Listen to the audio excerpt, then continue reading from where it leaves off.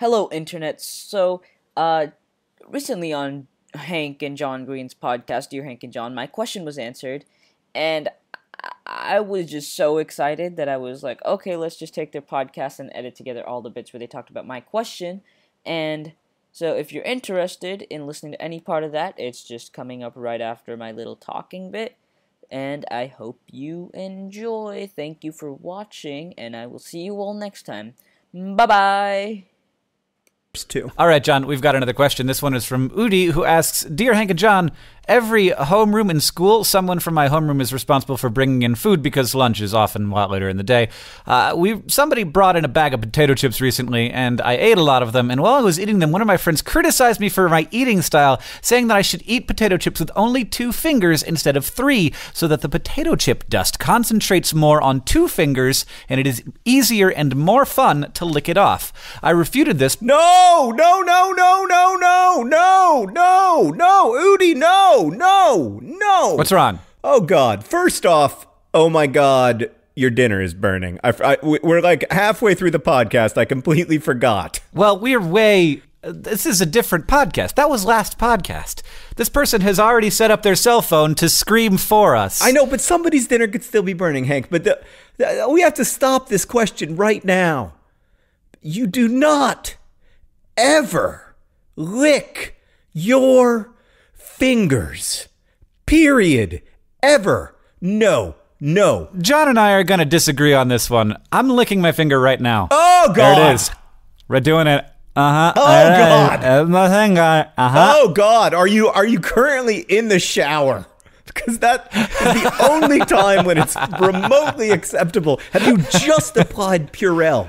You do not, unless you are absolutely certain that your hands are quite clean, you do not lick your fingers. Hey, can I tell you the thing that bothers me most about the National Football League, which is a sport here in the United States in which large men play with a ball that mostly with their hands. Anyway, what bothers me most is there's this position called the quarterback, and every single NFL quarterback immediately before the hiking of the ball, they lick their fingers. All of them. It's the most horrifying thing because these are men who are sweating. They're touching other people's sweat and blood and God only knows what else. And then they lick their fingers before every single play. It's a miracle that all of them don't have norovirus every week. I'm sorry to feel so passionately about this, but I just think we need to stop this question right now and just say it is not okay to lick the potato chip dust off your fingers. I think that one of the principal joys in life is being able to ingest bacteria and not die.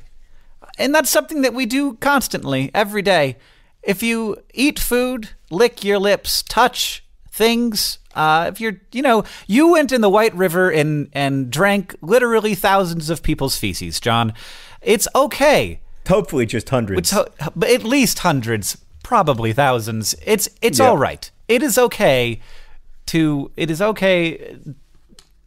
that we, have this relationship and we have an immune system and it functions very well. And if you do not have an immune system problem, you can lick the potato chip dust off of your fingers. And John, you're going to argue against me, and that's okay. We're going to agree to disagree on this one, and I'm going to continue to like you as a person. I think that might be the most dubious advice that you have ever offered in the entire history of this dubious advice podcast. People have been licking their fingers since the beginning of time. It's literally a cliche. Finger licking good. It has in the 3-word cliche the description of what finger licking is and the word good. It's not bad. Do you know what all of those people from the very beginning of time who licked their fingers have in common? They Hank? died of various diseases that were not caused by finger licking. They're dead. That's right. You were on the right track, but they're all dead. Every single one of them. They're finger licking dead. Let's move on. Udi, respectfully, just don't. Just don't. It doesn't matter if you're licking 2 fingers or 3 fingers. Just don't lick the fingers. Okay. I agree that it doesn't matter which fingers you're licking. John and I can agree on that point. But Udi has a second part of the question, which was, how can we agree on important things like who should be the next president or if Darth Vader was ultimately good when we can't even agree on how many fingers we should eat potato chips with? Oh, I see. So the underlying question is like, given how difficult it is to come to a consensus on very basic things like whether we should lick our fingers to death, how are we ever going to come to consensus on more complicated topics? The answer to that question, I think, is with a very large data sample, like with a very large, in a very large conversation that is inclusive. So I think that... So the wisdom of the crowds. Yeah, I think that we govern better and we live better when we learn together and listen to each other and include as many voices as possible in these big conversations about what we should do and why. And I think, by the way, that if we included every possible voice, there would be widespread agreement that you shouldn't lick your fingers after eating potato chips. But let's move on. Or we could just compromise, average it out, and say that you should be eating with 1.5 fingers. And that is almost precisely the argument that the United States Congress people make against compromise. What, are we going to cut everybody's fingers off? Everybody's only going to have 1.5 fingers at the end of this conversation. I threw my pen. I was angry. Yes, it's not a sound argument, but it is one that I often hear from Congress people. This episode of Dear Hank and John brought to you by Good Bridges. They are underrated and lovely and, functional, practical, sometimes gray concrete, but man... do we use them all the time, not only when we drive over them, but also when we buy food at the store. And today's episode of Dear Hank and John is also brought to you by Pizzamas. Pizzamas, going on now at dftba.com. Today's episode of Dear Hank and John is brought to you by potato chip dust. That stuff that is somehow perfectly evenly distributed over every single potato chip that makes it taste just the right amount of salt and just the right amount of vinegar. And of course, today's episode of Dear Hank and John is, as always, brought to you by death. Death, the certain consequence of licking your fingers.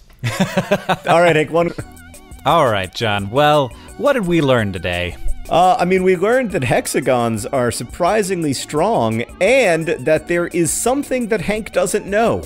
We learned that voting is stressful, but early voting, it just isn't. And of course, we learned that finger-licking good is finger-licking dangerous. Now I want some fried chicken.